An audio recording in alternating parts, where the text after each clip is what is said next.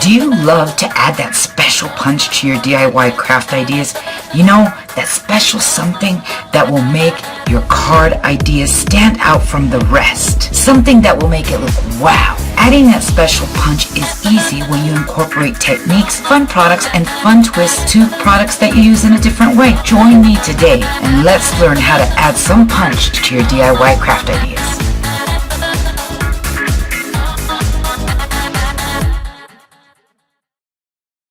Card here that I featured on Dazzling Diva Challenge 20 is full of a lot of techniques and a lot of things that just really add that punch to your card. When I was putting this card together, the number one thing that I struggled with was, where do I put my sentiment? I had no idea where I could put it that would make it look just perfect, being that the main image covered the majority of the framelit area. And so as I started playing around and I pulled out punches and I did the oval and I did the square and the rectangle, I didn't like the way any of them looked. And as I was looking through my stash, I thought, how about if I create a banner? This simple banner gave this card that punch it needed, and it was so easy to make. And so today I'm going to teach you how to add some punch to your card by teaching you how to create this banner. So let's get started. When I decided I wanted to create this banner for my card, I was thinking of ways that I can create this that would be easy for me to be able to do this in a matter of seconds. And so I played around with different ideas, and then it came to me, how about if I took my punch and use it in a completely different way than what it was intended for? And so this is what I did. So I'm going to teach you how to create this 3D banner that pops up. To create this banner, I chose to use my hexagon punch. I love this punch because not only can I use it to create hexagons, but today I'm going to teach you how to use it to create the ends of the banner. And I love it. And if you see here, the width from here to here is 1 1/8. So you can create a banner up to 1 1/8 inches wide. And so what I did is I took a strip of cardstock and I cut it and I placed it right in here. You want to make sure that this is facing up. And so what I did was I lined up the edges so it's exactly right where I want it to be, pointy, with the points right there. And so I punched it, and look at that. I have a perfect banner end. And so I flipped it around and did the same thing. And now I have my perfect banner. But personally, I think it's too flat. And so I'm going to teach you how to add some height to that. And so the banner on this card was created with a 3 1/4 inch by 4 inch piece of very vanilla cardstock. And so since it's smaller, I'm going to take it in and place it there. And I want to make sure that these edges of my cardstock meet right there evenly on both sides. And I don't know if you can see here, but there's these two little holes right here that you can see, and when you're lining it up you can see where they're at. And so I placed the end of each side of the cardstock right there. So press down a little bit just to make sure you have it right, and then there is that one.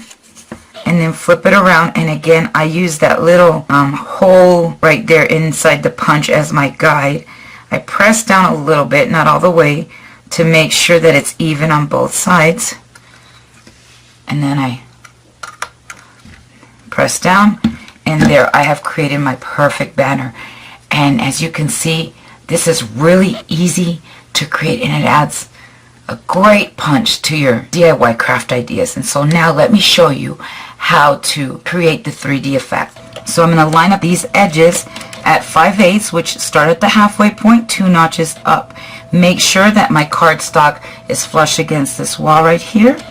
Line it up right there, press it down, and score once. That's all there is. That's 5/8. Open it up and go 2 more notches, 1, 2. So the tip of the banner is touching right there, and again it's flush right here, as you can see. So the first one here is going to be 5/8, and the second one is going to be 6/8.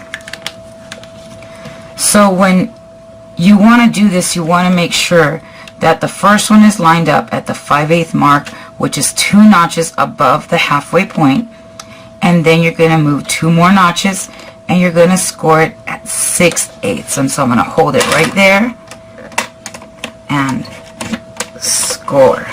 And so now I've created a 1/8 inch little gap right there. Flip it around, line it up again, 5/8, go across, move it up 2, and go across. If it helps you to mark it right there, go ahead and do that, and you can always clean that off with some StazOn remover afterwards. So here's my banner piece. I have this top score line and the bottom one. I'm going to fold the bottom one down to create a mountain. Then I'm going to take the second one and I'm going to fold it in to create a valley. And then I'm going to do the same thing here. And I'm going to take my bone folder and press down and go over that score line. And look at that. That is so cool. You now have this cool looking banner that pops up that you can place on your cards. If you see that it's a little bit too long for you, then you can always cut it down a little bit more until you get it right. And then eventually you'll just know the measurements. Now another question that I have a lot of people ask me when creating banners is, how do I know how wide I need to make my banner so that my sentiment will fit in? You're actually going to measure from where you stamp, from the stamped image. So actually it's about 1/2 inch. I would say 3/4 of an inch. And that's exactly what this one is right here. And so you're going to open it up again. Place your stamp right there. You're going to ink it up and you're going to line it right there. And look at that. You got it exactly. Mine is a little bit lower, so if you want to make sure that it's exactly a little bit higher, my recommendation would be that you use your Stamp-A-Majig, and that'll give you the exact placement, but that way you won't have too much width here, and you'll be able to create your banner with the exact width that you need for your sentiment. As you can see, creating a 3D banner is an easy way to add that special punch to your DIY craft ideas and your DIY cards. I hope you've enjoyed this tutorial, and I invite you to follow me on YouTube as I continue this series, and tomorrow we focus on another amazing technique that will help you create beautiful DIY cards and DIY craft ideas. I invite you to visit my blog at www.addalittledazzle.com, and I have tons of great ideas there to share with you as I share with you how to take your cards to the next level with Add a Little Dazzle craft metal sheets. Want to learn more about our craft metal sheets? Then visit me at www.addalittledazzle.com/shop-now and check out our amazing craft metal sheets. I invite you to place your order today, and make sure to check out our Metal 101 section, video section, so you can learn how to work with these metal sheets. I promise you, you will love them, and you will be able to use all the fun techniques and products that are out there on the market with our craft metal sheets, and you will definitely add some punch to your DIY craft ideas and stand out among the crowd. If you have any questions, please feel free to email me at monica@addalittledazzle.com. Thanks, and have a dazzling day.